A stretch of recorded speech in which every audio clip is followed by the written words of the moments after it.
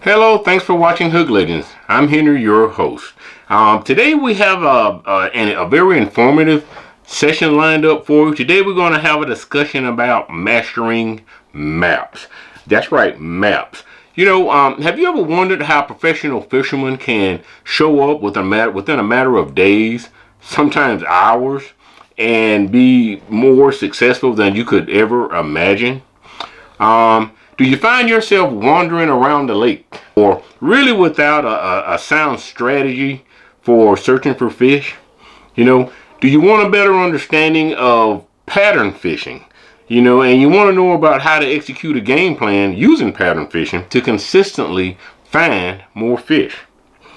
Now, if you answer yes to the previous questions and you don't want to miss seeing any of this video, or any of the upcoming videos, where we're going to discuss how to become a master of maps. The Master of Maps series now that I plan to put together is probably going to take more than one video. I don't know exactly how many. It's so much content and it's so much to discuss that I can't fit it all into one video. Nor do I want a video that's going to be that long, that you wouldn't be able to watch it. I'm going to be very conscientious of your time.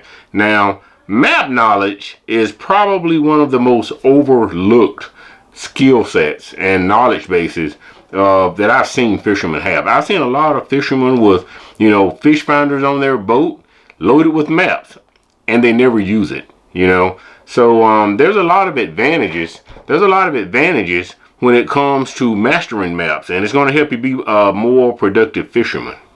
For one, mastering maps is going to help you eliminate dead water, especially during the summertime when a thermocline is set up. You'll be able to store and return to GPS coordinates.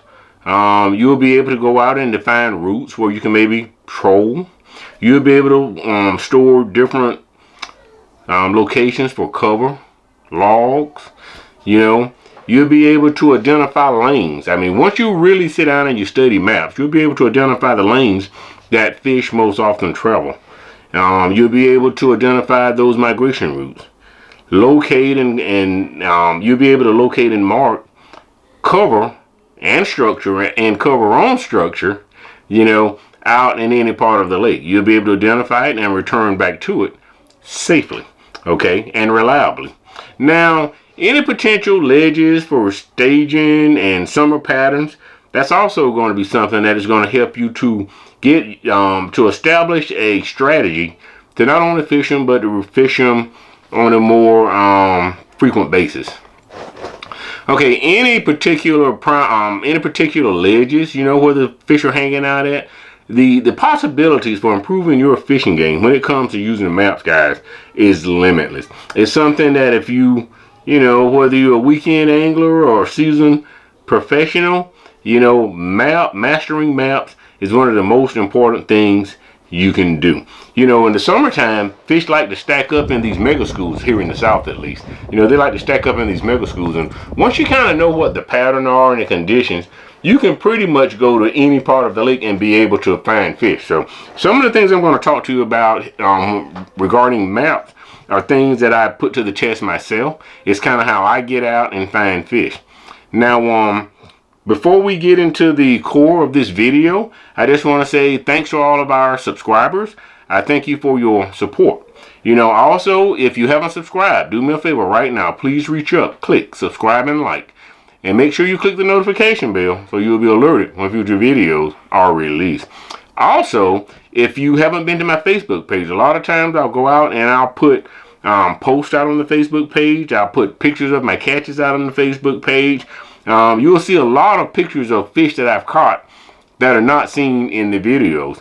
As a matter of fact, I completed the FWC. I have 7, I believe, fish registered out with the Freshwater Fish Commission, and where I've caught fish that met or exceeded a minimum size or weight threshold. And that was just this year, guys. That was just in the month of January and partially into February. So, using some of these techniques, guys, that I'm going to talk about in this video is going to help you to more reliably take fish out the water and put them in the boat. So, with that being said, let's go ahead and jump out of here. We're going to go and get some acknowledgement, give some acknowledgement to our sponsors that make this all possible. Then we're going to come back and get to the content.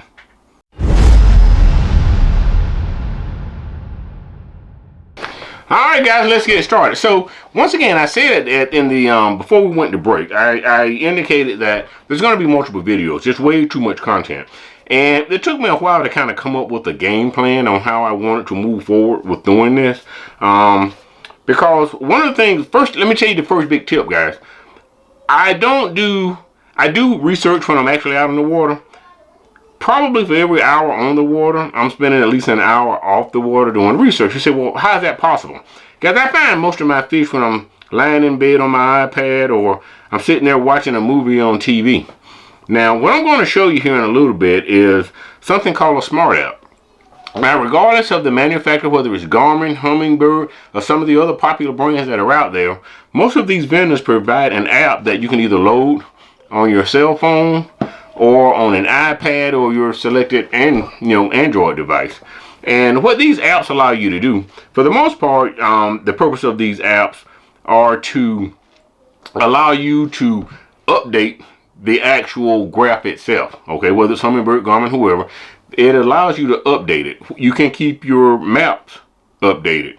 There's updates for the hardware. You connect it through Wi-Fi. Now in this video, guys, I'm not actually trying to show you how to do that connection and do those upgrades, but I wanted you to know that these smart apps, in addition to having features where you can actually provide the updates to your device, you can also look at the maps. Okay, now the maps that you're going to see should be pretty much exactly the same maps that you put on the device itself. Okay, but what you can do is from an iPad or cell phone, while you're lying in bed or sitting there watching your favorite movie, you can go in and you can use these apps to access the maps. Okay, so a lot of times, guys, especially when you're pattern fishing, I may go out, I'm fishing, and I just catch a lot of fish. Let's say, for example, they're in creek mouths, okay, and a certain depth of water, creek mouths that are, I don't know, 6 foot, let's say 6 feet deep. Then what I can do is I can pretty much go around the lake and I can find all of those exact same conditions on my app, okay? And I can, if I wanted to, I could put a waypoint on it, a GPS waypoint. I can take that waypoint and transfer it to my device. Once I, get to my boat and fire it up and everything, power it up, I can go ahead and transfer those waypoints. I can take the waypoints on my fish finder, my graph. I can take it and put them back over on the app. So you can go this way, you can go to the graph, you can take them off the graph. It's good for keeping a backup, guys. I have probably pretty close to 300 waypoints stored in just Lake Chaplain alone, okay? I've been collecting them there for years. There's some creeks that have individual stump marks. There's certain times of the year when you can just go from stump to stump to stump and pull fish off of those stumps when they're staging, getting ready to spawn. So once again, there's a lot of benefits to having these type of applications. I'm trying to make sure, so if you're planning a trip, once again, before maybe you're coming from out of town, look at that lake on your map, analyze it, look for ledges, look to see where the drop-off ledges are. Sometimes you may hear people on social media and they say, well, I caught them out near the channel. And I'm going to show you here in just a few minutes, guys, why saying that can be informative and misleading at the same time. So we're going to go ahead now and I'm going to break away and we're going to fire up one of the apps on the iPad and we're going to go in and talk about it and show you some of the features. So let's go ahead and jump to that part of it right now. Okay, so we're about to get started. Now, one of the things I want to show you, one of the things I want to remind you of first is that what we're about to do is show you, we're going to demonstrate the ability to do research of your lake at home, and this is what I spend a lot of time doing when I'm just sitting around and have some idle time. I go in and I use these two pieces of software. Now, I actually have two icons at the on the shortcut menu at the bottom of my screen, and I'm using an iPad here, guys, so unfortunately I don't have a mouse cursor to point to. I'll probably come back and maybe put in some arrows to help you see a little bit better, but I have two icons down at the bottom. One is for the Humminbird Smart app, and one is for the Garmin Active Captain. Now, most of your major vendors, providers of fish finders, they have some type of application to help you manage your software updates to your fish finders, as well as being able to actually, through those apps, purchase maps and download those maps. And that's what gives you the ability to go in and analyze these maps on your PDA. So I'm going to go ahead for demonstration purposes here, and for no reason, I'm just going to choose Garmin. I mean, I've been sitting here playing with the Humminbird one. I use both of them, but I want to go ahead and I'm going to use the Garmin one. So I'm going to click on that Garmin icon. So what you see next is actually, I'm going to see if I can shrink this down a little bit. What you see there is Lake Tarquin. That is the lake that I fish in a lot. And I'm going to expand it out. I'm going to first show you the lower end of the lake near the dam. And then I'm just going to slide this screen down all the way until we get to the upper end of Lake Tarquin. Here you can see this is the Iron Curtain area. Okay, so now what I want to do next is I want to dive into some of the settings here, because today I'm not saying what the pattern should be as far as winter or summer, because the first thing you need to get a good understanding of is this particular software. You need to first know that there is some software to allow you to analyze your lake while you're at home or wherever you are. So from here, I'm going to click on chart settings. I want to walk through some of those settings. Next, we have your shallow shading, and that's where I'm going to spend most of the time, is on the shallow shading. The other three buttons up above, guys, I don't use them. I don't. The shallow shading is set to automatic. Now, if I turn that off and I go ahead and click that off, see if there's a difference. It did make a little bit of difference, I saw, in some of the shallow shadings on the map, but not a whole lot. So that's something that I just go ahead and leave that on automatic. Depth shading. This is where we want to focus, okay? When we talk about the depth shading, as you can see, we have red set at 0 feet to 3 feet. It just kind of looked a little visually overwhelming. Excuse me. So I have that turned off. I'm going to click that button to turn it on, and you can see what it does. It will highlight areas that are very shallow in the lake, so you can maybe execute a little bit of caution when you're commuting through those particular areas. These also might be some of your prime spots when you're fishing during the spawning season, so you can get out and into some of the shallows. But for now, for this demonstration, I'm going to turn that off. Okay. Next is in yellow, and you can add as many depth ranges as you want. You have total control over the depth range. For example, I'm going to click on the yellow one, which is 5.1 feet to 13 feet. And as you see, it's going to bring up a chart where I can change the minimum or the maximum depth and the color that I want to represent for that particular depth range. This is something that I use this a lot.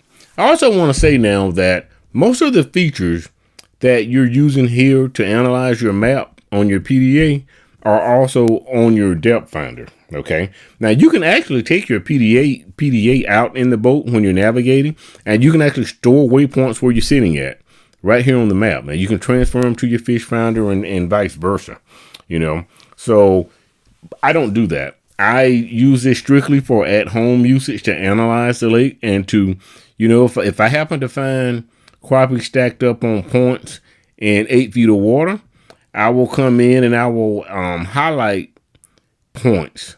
I will highlight areas that are 8 feet deep, and I will look to find out where those particular areas cover points. And I would see if it's severe drop-offs or whatever the pattern was. So that's how it can help you with patterns. And once again, today I just wanted to kind of get you familiar with the software And later on in subsequent videos, when we start getting more in depth into patterns, I'll cover that in a little bit more detail. So as you can see, I went into the, I'll go into the one that's 13 to the green one. And as you can see, I have that set to 13.1 to 16 feet. And you can delete one of these depth ranges also, guys. Okay. So now fishing contours. Now that is currently checked on. I'm going to expand this map and I'm going to turn these contours off just so you can see what will happen. Basically, it gets rid of the contours. Don't know why you would want to do that. That is a huge advantage, having those contours. So now I'm going to click done up here on the settings so that'll go and give me a little bit more screen to work with. But what I want to show you next is based on the, I want to make a point. You know, a lot of times I'm out and I'm looking at social media and paying attention to what's going on. And someone will post an article. They say, oh, wow, I had a successful day and I was fishing near the channel. So everyone wants to go out and fish near the channel. So, and they're usually talking about the river channel. I want to point something out here. You know, something many years ago, I used to kind of get caught up into that and it would just create a lot of confusion. Guys, I'm showing you the map up. Once again, this is the Iron Curtain right here. This kind of dark blue area, not the purple in the river channel, but the dark blue. That's a place named the Iron Curtain. If you look real hard, you can see in the dead center of the river there, that purple area, it's 13 to maybe 16 feet. There's one or two spots there where it's 21, but very small area for the most part. Right near the Iron Curtain is the deepest areas up on this end of the lake. As soon as you pass by the Iron Curtain, I mean, you're pretty much, oh, I clicked the wrong thing, guys. You're pretty much, that should go away, hopefully. Okay, so as you can see, pretty much you're looking at about 11 to 12 feet. That green area, once again, in my settings, I have the green area, the shallow, the depth shading, green, it's at 13 to 16 feet. So you know for sure that the river channel up here is 13 to 16 feet. So if someone say they caught them in the river channel, you just have to know that in a reservoir, a lot of times your lower end of the reservoir might be a lot deeper than the upper end. So let's go way down here. Remember, it's 13 to 16 feet up there. Let's go down here to closer to my area of the lake that I fish most of the time. We're going to go down here to the end. And when you get to the end of the lake down here, notice what the channel depth is in this particular area. Okay.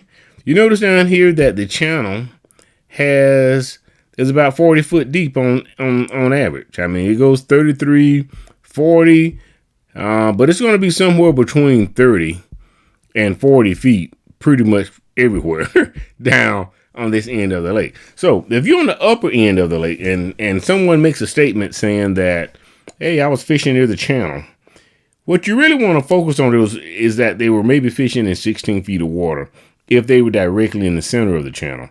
Because if you come down to this end of the lake and you're fishing the channel, you're going to be out there in 25 to 40 feet of water and you might not find any fish, okay? Because the fish, especially if there's a thermocline set up, they're trying to find the most comfortable area. They're trying to find the optimal of coolness of water as well as oxygen, which they need to survive. So on this end of the lake, as you can see, you can pretty much go up into the creek channel. You can get up into the creek channel, I mean, about 1/3 the way back, almost halfway, but definitely 1 or 2/3 of the way, 1/3 of the way back into the creek channel and be in 16 feet of water. And that's a creek. That is in the creek right there. So the creek channel here is as deep or deeper than the river channel, the Ochlockonee River channel, way back up in the beginning of the lake. So, you know, those are the things you want to, be mindful of.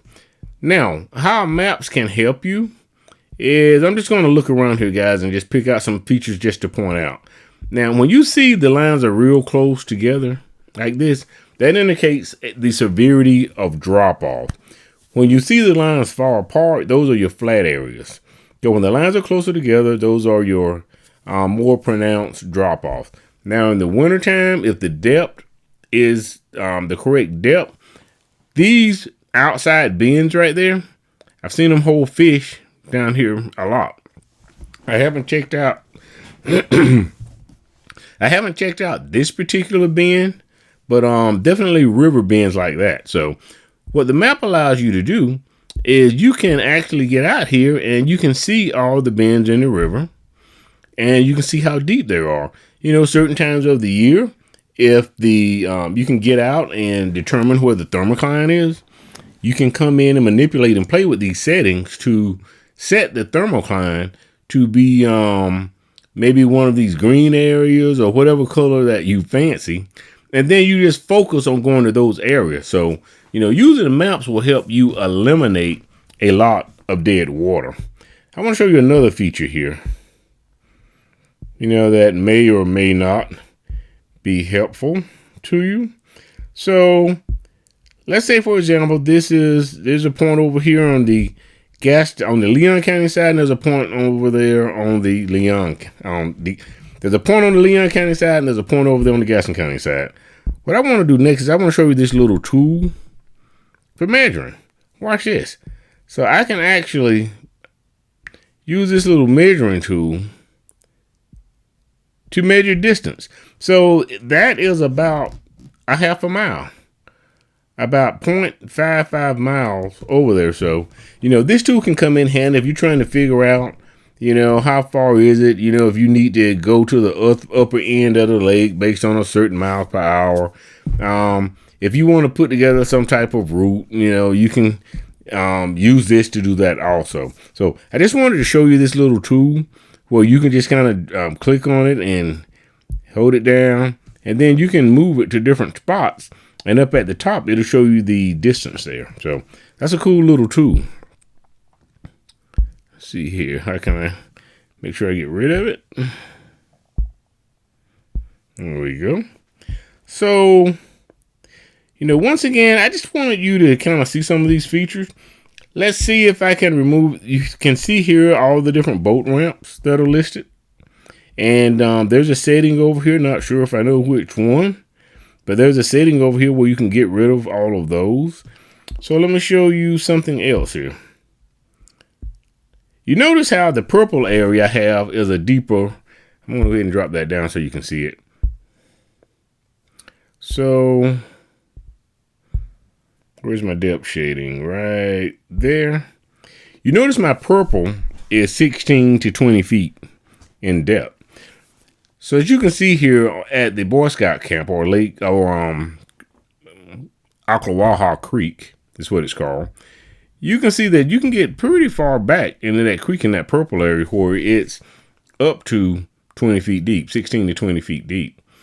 Then you can see you get into some green, which is 13 to 16 feet deep. And then once you get past that, you're in the 5 to 13. Basically, what you're looking at here, and I want to say this, you know, fish tend to travel the same way we follow interstates and major highways to get to county roads, and sometimes we'll take the county roads to get to, you know, dirt roads to navigate. Fish kind of do the same thing. They follow these major waterways the same way we find highways. So if the fish are going to go to the back of this creek, chances are they're going to come down and they're going to follow some of these contour lines, but they're going to be out here where the depths are. And you can kind of see how the purple kind of funnels right on down into the green, and then the green kind of funnels right on down into the yellow, which is 5 to 13 feet. So this is how the fish will navigate and move back into these creeks when they're ready to spawn. So I wanted to just kind of give you a rough introduction here, you know, because I wanted to, coming up in some upcoming videos, we're going to talk about more in detail about patterns. And at that time, if we jump there and you don't have the software yet, it'll probably just frustrate you, you know. So I wanted to give you an opportunity to get out here and download the software, play around with it, you know, whether you have a Humminbird or a Garmin or a Lowrance or, you know, whatever you have, all the major brands out there, download the software. I've seen a lot of people not only not download the software on a PDA, but there's a lot of you that have purchased nice fish finders that have maps on the fish finder, and you're not using your maps on there. And keep in mind, the same features that I'm using here on this PDA are pretty much on each one of the fish finders. I mean, Garmin, for example, you can even, if you're using LiveScope, you can even record the screen, okay, to share with your buddies. So make sure that you use the technology. Having invested in the equipment and not using it, or maybe haven't invested it yet, and you didn't know if it would be any value to you. So I wanted to make sure that you understood what the value was for using maps. If you master your maps, your fishing is just going to, I mean, it's like it's a game changer, guys. You know, it's a game changer if you can get out here and understand the migration routes that fish are going to take, how they're going to get to the spawning areas. When they migrate out, they're going to migrate back out pretty much the same way they came in, you know, so the benefits are unlimited. So I'm going to go ahead and stop the demonstration for now and jump back on the camera and talk to you. Okay, we're going to go ahead and wrap this up. Now, once again, I'll come back and I'll be doing some more parts to this Mastering Your Maps video series. But for right now, I hope the information thus far has been informative. And subsequent videos to follow, we're going to talk about thermocline patterns and, just general usage on how to take advantage of maps. Once again, these are the techniques that you see the pros using when they come to some of your home lakes and go out there and have a lot of success catching fish. So maps are a key component on lakes that you're not familiar with. Not only that, guys, the maps can also help you be a little bit safe, avoid stump fields. Now, you should never use it for navigation and counting on, missing stumps and structure that's out cover that's out in a lake, because sometimes it floats around and it moves, but it kind of helps you, at least know to be in the proper areas. So once again, thanks for watching. If you like these videos and you haven't subscribed, don't forget, do me a favor, please reach up right now, click subscribe and like, and make sure you click the notification bell so you'll be alerted when future videos are released. Thanks for watching Hook Legends.